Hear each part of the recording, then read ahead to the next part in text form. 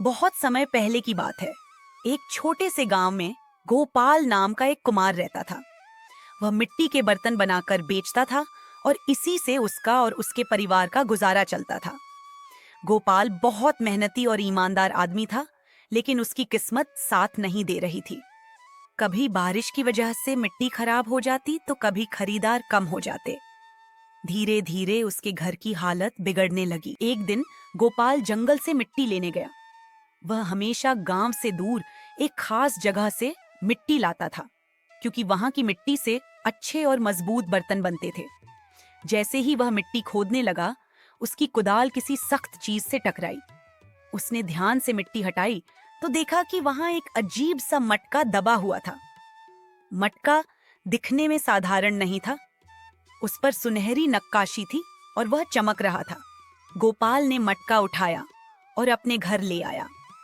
घर आकर अलमारी में रख दिया, यह सोचकर कि शायद यह कोई पुरानी चीज है और किसी दिन किसी व्यापारी को बेच देगा। रात को जब वह सो रहा था, तभी एक अजीब सी आवाज आई। गोपाल गोपाल।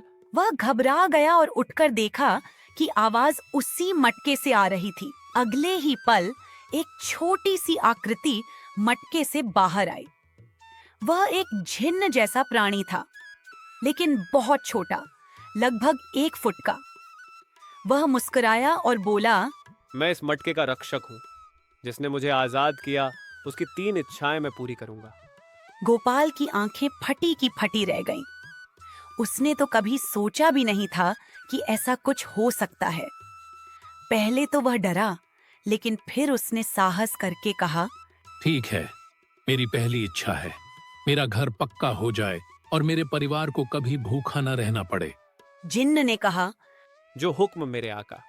अगले ही पल गोपाल का पुराना टूटा फूटा घर एक सुंदर पक्के मकान में बदल गया।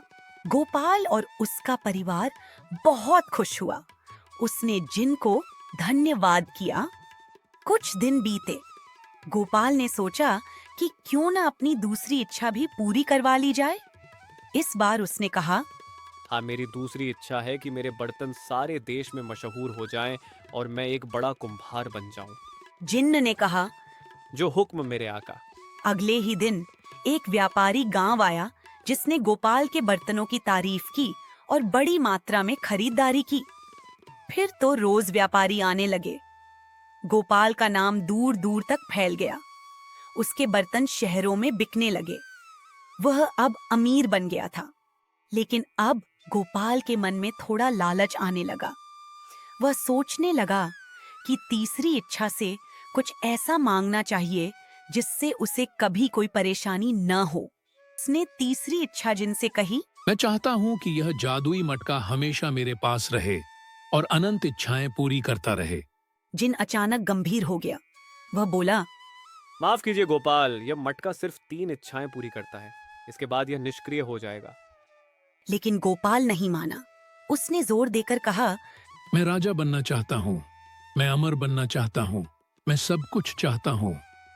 आपने अपनी तीसरी इच्छा कह दी है और अब परिणाम भी भुगतना होगा।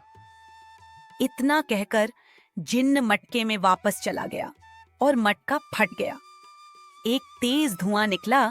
जब रोशनी लौटी तो गोपाल खुद को उसी मिट्टी के गड्ढे में पड़ा हुआ पाया, जहां से उसने मटका निकाला था।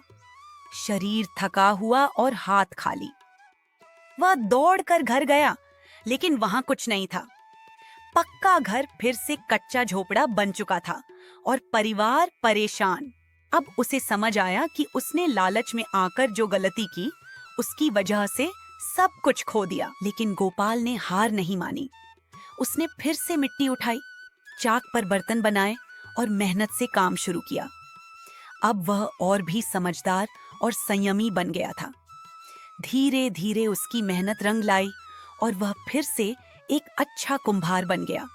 लेकिन इस बार बिना किसी जादू के, सिर्फ अपने परिश्रम से। यह कहानी हमें सिखाती है कि मेहनत और ईमानदारी से मिला फल सबसे टिकाऊ होता है।